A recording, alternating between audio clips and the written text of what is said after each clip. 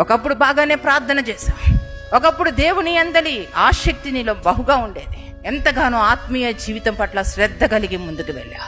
దేవుడు సూటిగా మాట్లాడుతున్నాడు. ఈరోజు ఎందుకు అడుగంటిపోయా, ఎందుకు మోకరించకూడదు అని అనుకుంటున్నావు? ప్రార్థించాలనే ఆలోచన నీకు ఎందుకు రావడంలా? ప్రార్థన చేయలేకపోవడానికి గల కారణం ఏమిటి?